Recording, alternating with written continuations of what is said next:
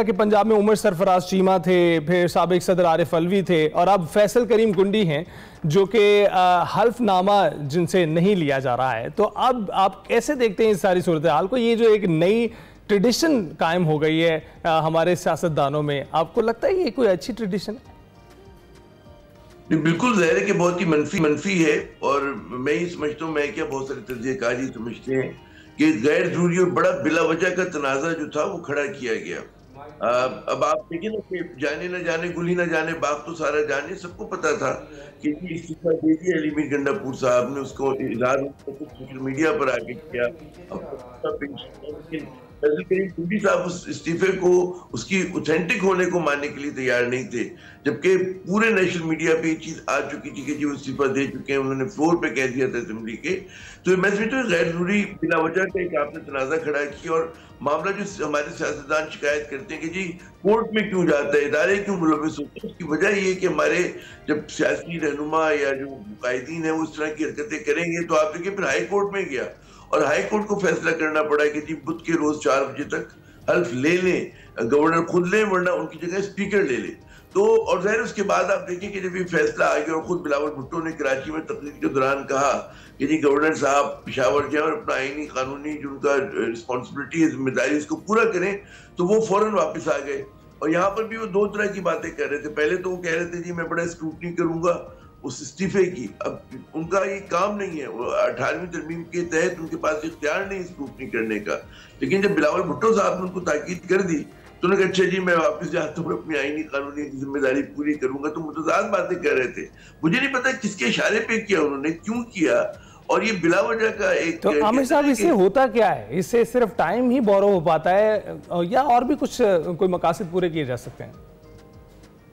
देखिए, एक उस वक्त जो कॉन्स्टिट्यूंसी थ्योरी चल रही थी कि अगर आप डिले करते हैं तो क्या जो है वफाकी हुकूमत जो कि बड़ी बुरी तरह से इस चीज़ के पीछे पड़ी हुई थी कि सुहेल आफरीदी उनके लिए काबिल कबूल नहीं है, खुद गुजरा के उनकी बुराइयां कर रहे थे, तो गालिबन उनको मौका मिलता है कि वो पीटीआई अरकान के ऊपर असरअंदाज हो सकते हैं, क्योंकि इलेक्शन कमीशन ने एक नोटिफिकेशन जारी किया जिसके तहत इन सबको आज़ाद करार दे दिया गया।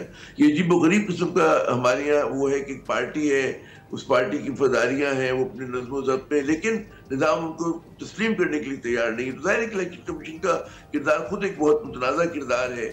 और उसने जब उनको आज़ाद कर दिया तो लोग ये समझ रहे थे कि जी गालिबन वो इन्फ्लुएंस कर सकेंगे। फिर ये भी कॉन्स्टिट्यूंसी थ्योरी चली कि अली मीर गंडापुर साहब जो हैं वो इमरान खान की बात नहीं मानेंगे और वो कोई मुज़ाहमत कर सकते हैं, तो अपने साथ कोई जत्था लेकर 20 लोगों का सवाल था ना, 73 लोगों के ऊपर आपकी वो बनती है 145 के हाउस के अंदर हुकूमत, तो वो गालिबन निस्बत क्लास से मिलकर जो है कोई एक मिनी बगावत कर देंगे। लेकिन तमाम जो कॉन्स्टिट्यूंसी थ्योरीज थी आपने देखा तो तमाम की तमाम फेल हो गई। और पीटीआई ने अपना एक कहते हैं ना मुश्तरका एक उन्होंने दिखाया कि जी हमें थोड़ी गलती के बावजूद, और लोगों ने वोट दिए और 90 वोट मिले उनको। तो जाहिर है कि वो एक्सपोज हो गए, उनको पता है कि जी अगर आप कोई गैर आईनी काम करें, कोई और काम करें तभी कुछ कर सकते हैं, वरना सुहेल आफरीदी साहब को इत्मीनान हासिल है। और बात ये है कि जब एक शख्स एमपीए बन सकता है, वो वजीर बन सकता है, तो सीएम भी बन सकता है। तो मुझे नहीं समझ में आ रहा था कि क्यों वफाकी वज़रा जो थे उनके खिलाफ इतनी बातें कर रहे थे। जी ठीक है। अच्छा आप आमिर साहब, एक और भी चीज़ है जो हम शेयर चाहेंगे। कल एक्सप्रेस न्यूज़ के प्रोग्राम स्ट्रेट क्राफ्ट में गुफ्तगू करते हुए शेर अफजल मरवत साहब ने ये कहा कि चेंज की वजह यह है कि अली मीर गंडापुर ने मुस्ताफ़ी होने से 6-7 दिन पहले बानी पीटीआई को बताया मुझे आपकी रिहाई 1.5-2 साल नज़र नहीं आ रही, और अली मीर गंडापुर ने ये बात मुझे खुद बताई। उन्होंने कहा क्या, पहले सुनते हैं और फिर इस पर बात करते हैं। ये चेंज हुई है, वो चेंज की वजह जो है अली अमीर खान ने 6-7 दिन कबल मुस्तफ़ी होने से 7 दिन कबल खान को बताया कि मुझे आपकी रिहाई 1.5-2 साल में नजर नहीं आ रही है। ये अली अमीर खान ने ये बात खुद मुझे बताई। अच्छा, तो लिहाजा खान की तो उम्मीद ही केपी की हुकूमत से है कि वो कोई एहतजाज करेंगे, और एहतजाज ही वाहिद रास्ता है खान की रिहाई का। आमिर साहब, गुफ्तगू आपने सुनी, ये तो इसको रिलेट कर रहे हैं बानी की रिहाई के साथ, लेकिन फैसला सुना पहले हो चुका था, इस पर आप क्या कमेंट करेंगे?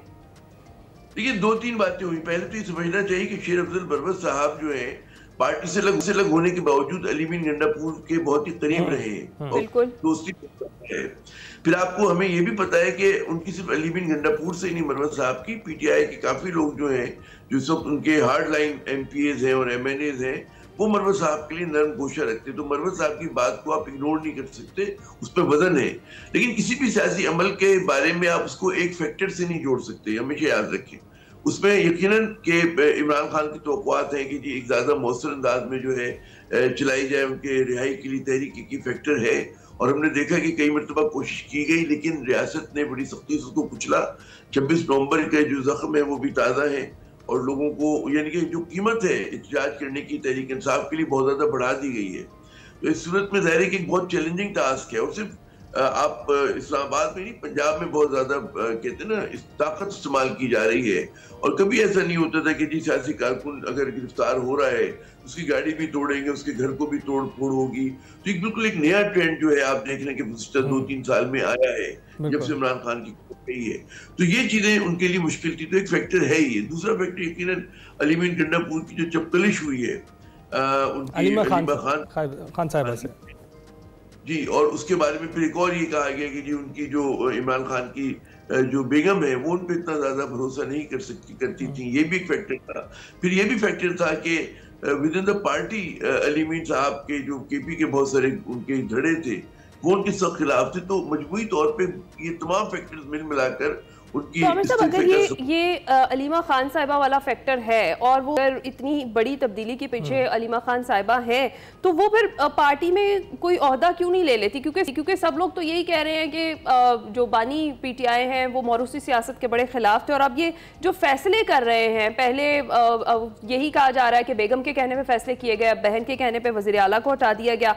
तो क्या ये बात दुरुस्त है जो ये कहा जा रहा है कि अलीमा खान साहिबा पार्टी टेक ओवर करना चाहती हैं, वो चेयरपर्सन बनना चाहती हैं, इसलिए चपकलिश हुई और उसके बाद फिर अलीमीन गंडापुर साहब को हटा दिया गया?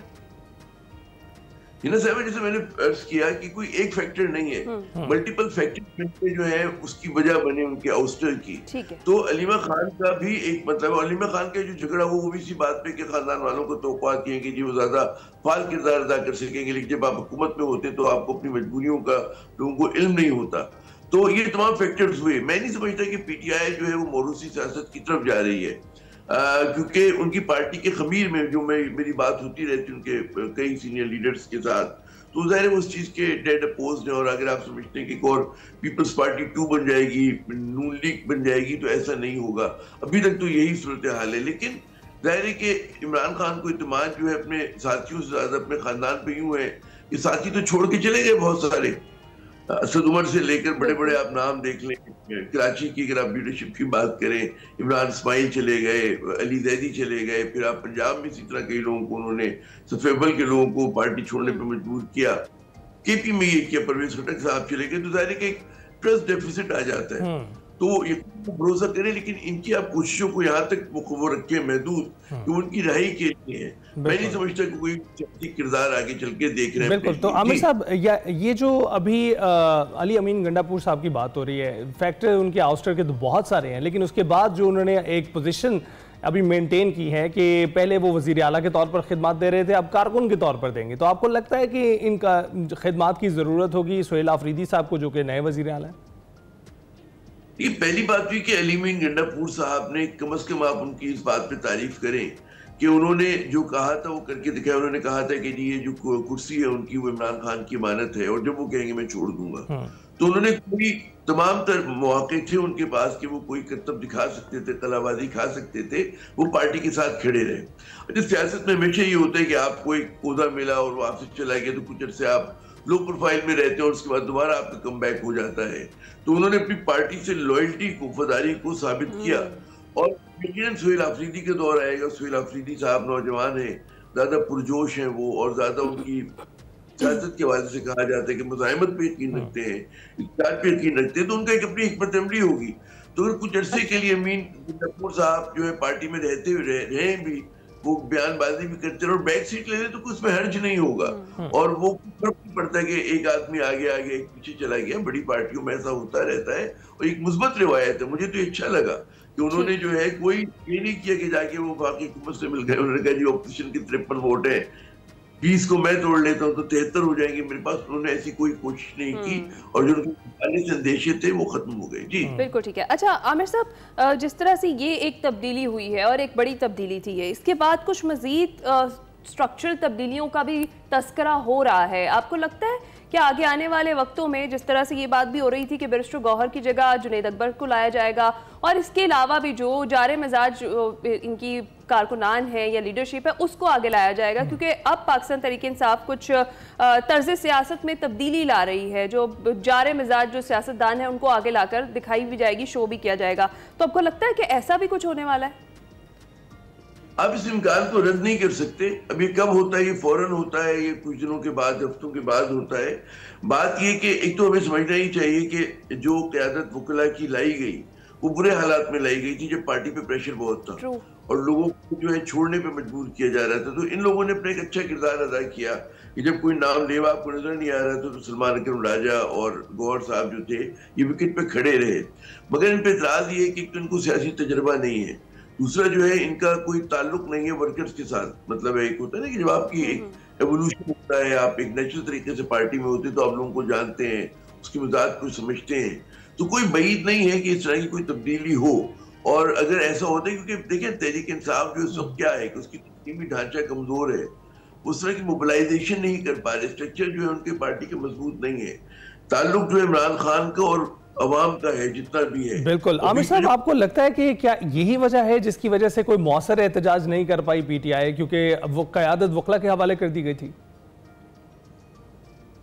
फिर मैं अर्ज करूंगा कि सियासत में एक फैक्टर नहीं होता, ये भी एक फैक्टर होगा जिसने प्ले किया, लेकिन उससे ज्यादा जो है कि हुकूमत ने या निजाम ने पीटीआई को इजाजत नहीं दी कि अपना मोमेंटम बना पाए। क्योंकि जिस तरह का जबर किया गया, जिस तरह के क्रैकडाउन किया गया, उसके बाद जो है बड़ा, क्योंकि देखिए कोई मिलिटेंट तंजीम तो है नहीं, डेमोक्रेटिक तंजीम है, इसमें अपर मिडिल क्लास के, मिडिल क्लास के, लोअर मिडिल क्लास के लोग हैं, पढ़े लिखे लोग हैं।